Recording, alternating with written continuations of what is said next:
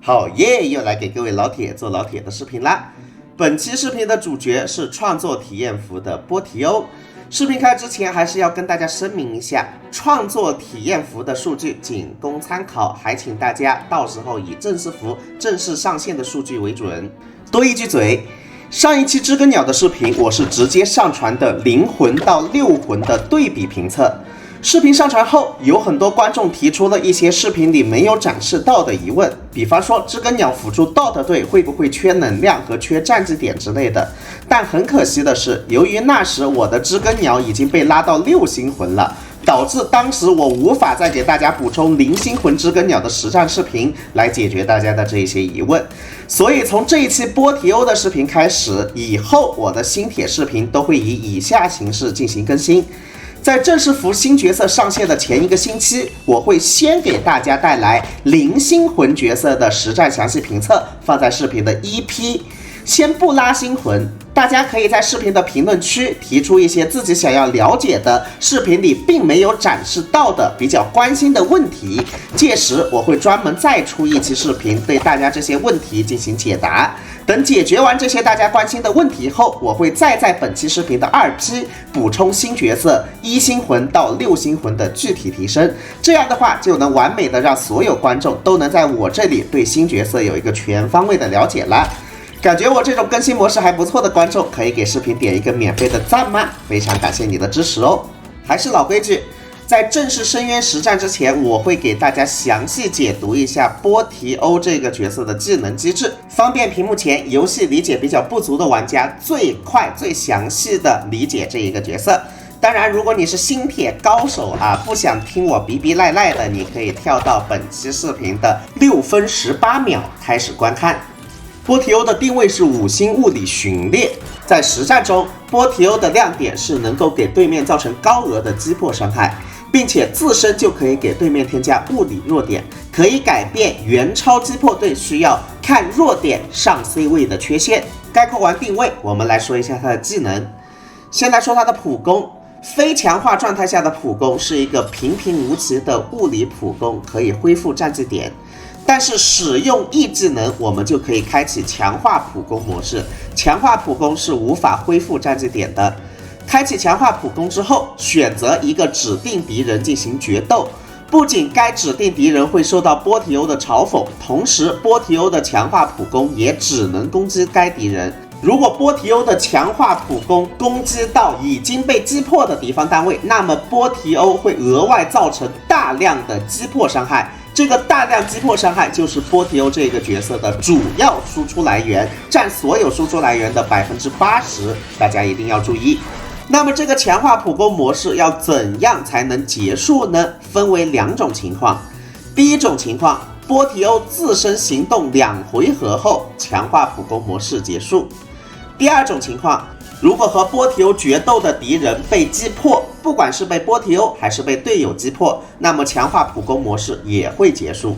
这段录屏我就是用加拉赫插队提前击破了和波提欧决斗的敌人，波提欧的强化普攻状态就提前结束啦。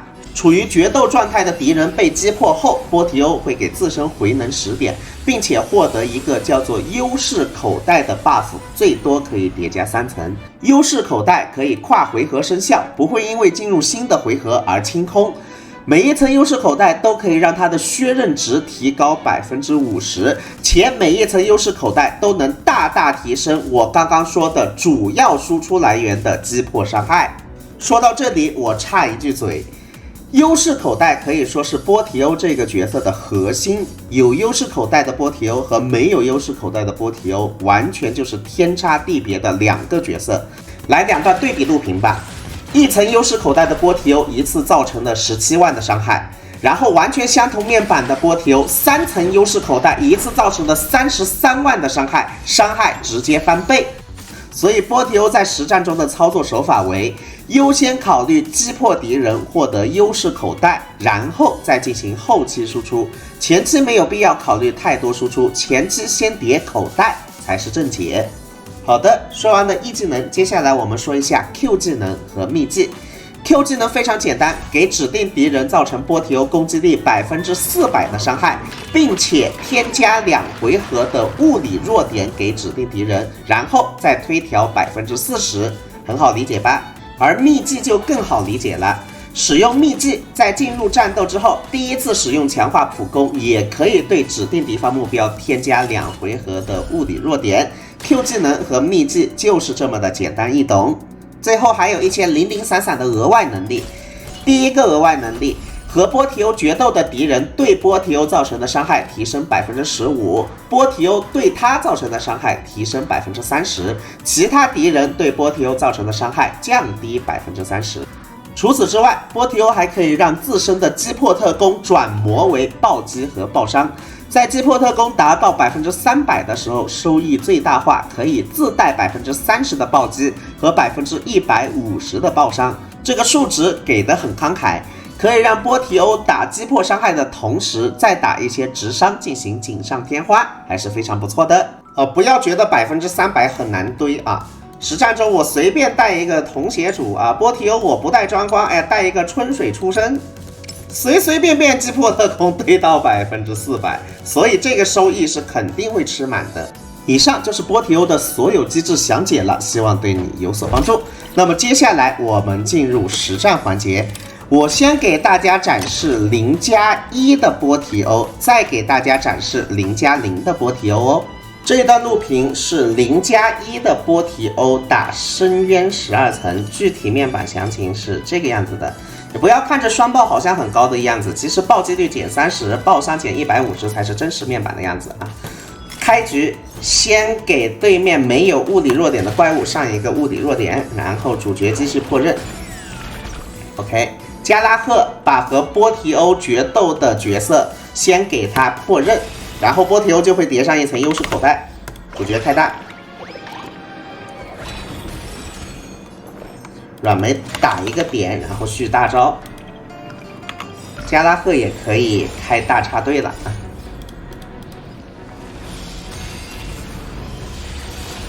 这时你可能就会觉得，我加拉赫是不是可以打这个怪物来把他的韧性条给破掉了？但是我偏不，为什么呢？因为我先让波提欧和这个怪物进行决斗，决斗了之后再破它的韧性条，我就又可以叠一层优势口袋了。大家能明白这一个操作手法吗？没事儿。好，我波提欧和他进行决斗，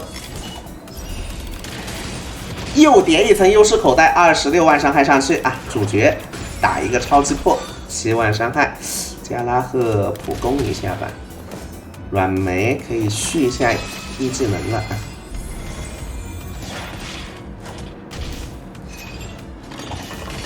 韧性条恢复了，但是没有关系，为什么呢？因为我波提欧优势口袋已经叠上去了，叠上去我这韧性条破的可以说是嘎嘎的快啊！来，波提欧打他吧。把他先带走啊 ！OK， 31万伤害怎么样？这个输出，加拉赫超击破直接带走。还有最后一个怪的话，要用波提欧来打呀，因为只有物理弱点。但是别急，在进入第2层前，我优势口袋已经有3层了，有3层，我第2层可以说是嘎嘎乱杀啊！好。软梅开弹，当当当当当！波提欧，你看一次性能削掉杰帕德多少刃啊？3层优势口袋的削刃数值恐怖吗，兄弟们？大招有了，给怪物上一个物理弱点。哦，主角也可以继续削刃啊！哦呦，直接给破掉了。那么轻松的吗？加拉赫可以普攻一下，软梅普攻一下。喜欢我40万伤害吗，杰哥？一拳超人，男拳妈妈。好，后打杰帕德，把梅续上，大招开起来。不过由于对面的怪物实在是太多了，所以还是打了一个2T 啊，这个也正常。好的，又是40万伤害，差点就1T 了，好像。啊。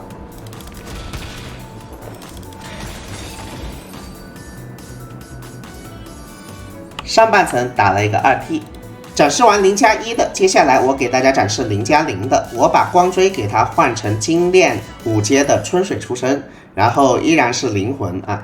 在这里我要吐槽一下，每次我打开这个星魂界面的时候，老是有人说我这是一魂。我这一魂图标高亮的意思是，它提醒你你可以点一魂了，并不代表我就已经点了一魂了，我真是服了。把装光给它换成春水出生之后，具体面板属性就降下去了，是这样一个面板。操作手法和上一局一模一样啊，先给对面没有物理弱点的怪上物理弱点，加拉赫破刃，叠一层优势口袋。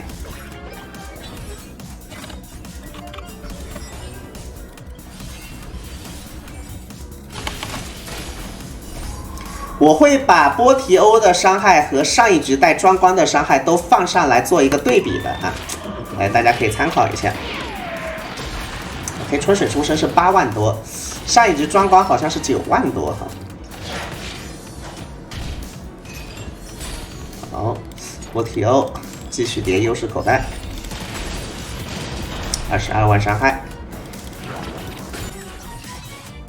来一点。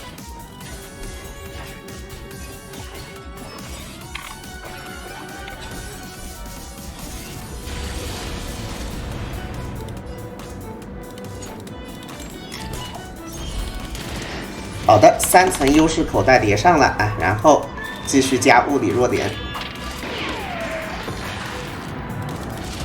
下去吧你。其实这个伤害虽然比上一局的伤害要低一点的，但是总体打下来的T数应该是没有什么问题的。总体打下来肯定还是2T 啊。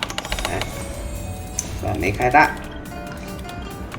红血主也开大，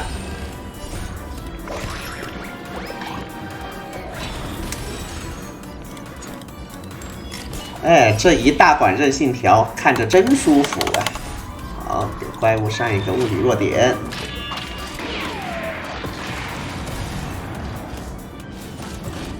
我去！哦，这波提欧怎么跟平云这个存护角色似的？要奶一口吗？不需要啊，波提欧的行动条在杰帕的前面，奶个锤子奶，不需要。先不要破刃啊，由波提欧来破刃。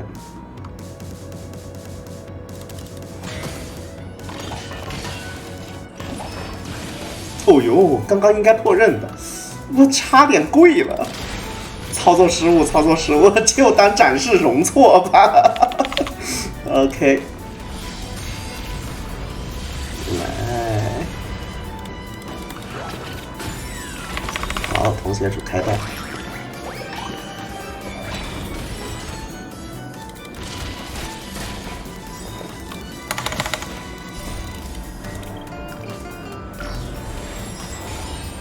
波提欧这波应该可以把杰帕德给带走了。好，哦呦，35万伤害。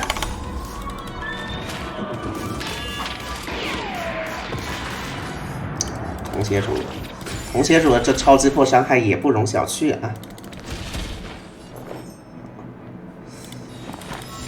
也是打了一个2T 啊，没啥问题。除了中途有一个小插曲的操作失误以外，用春水出生也是非常的舒服的啊。接下来我们来说一下波提欧的配对、光锥还有仪器的带法。软梅这个角色我认为是必须的。波提欧的大量输出来源和它的破盾效率息息相关，而软莓战绩的破盾效率提高50%，对于波提欧来说是一个质变。同时，软莓的击破后推调以及延长击破的时间，对于波提欧队伍来说也是质变。总而言之，没有软莓的话，你的波提欧队伍的强度毫不夸张的说，直接折半。大家要注意哦。除了软莓以外，最佳队友选择就是铜血主角。毫不夸张的说，铜血主角在波提欧队伍里面要超过其他非常多的限定5星辅助。刚刚那一段录屏有铜血主辅助，波提欧打了43万的击破伤害。而如果我把铜血主换成大丫丫，所有拐都给他上满了，这一个伤害明显就砍掉了1/3。来，我再拉一下。超击破伤害只剩22万多了啊，变得非常的低。总而言之，不管是鸭也好，还是花火也好，辅助这一个波提欧的话，伤害都没有用铜血主辅助伤害来的高啊。看过我这一期视频的小伙伴就知道原因了，这我就不多说了。总而言之，用其他限定5星拐来拐波提欧都不如直接用铜血主来拐它，但是鸭还真不一定。为什么这么说呢？因为鸭可以带拉条的机制啊。来，我这边波提欧叠一层优势口袋，鸭可以给它拉上来。哎，我们再叠一层优势口袋，鸭可以非常快的让波提欧叠这一个优势口袋啊。所以具体鸭打出来的踢数或许是和铜血主差不多的，甚至手法大佬鸭打出来的踢数是要更快一点的，大家能理解吗？总之，这个位置要么是铜血主，要么是鸭啊，不推荐其他选择。最后一个位置，我个人认为最佳选择2个，一个是加拉赫，还有一个是沙金。一技没啥好说的，非常固定，外圈怪盗4件套，内圈盗贼2件套，鞋子速度，衣服双爆，球误伤，绳子击破特攻。小词条的话，优先考虑击破特攻和速度，再次考虑双爆。光锥方面，我实话实说，5星光锥除了它的专光以外，其他5星光锥都不怎么适合它。它的直伤其实占比非常低啊，所以什么希尔的光锥啊这些都不怎么适合它的。如果你要做下位替代的话，建议选择加速度的春水出生，或者加速度的3星光锥相抗啊，就是这么简单。视频的最后做一个最终总结吧。波提欧这个角色的优点在于什么？优点在于波提欧的伤害数字在合适的环境下会很高，尤其是对于0+1的波提欧来说，光锥给的数字也非常的慷慨，在装光的加持下，它的输出就变得更高了。但是它就没有短板了吗？还是有的。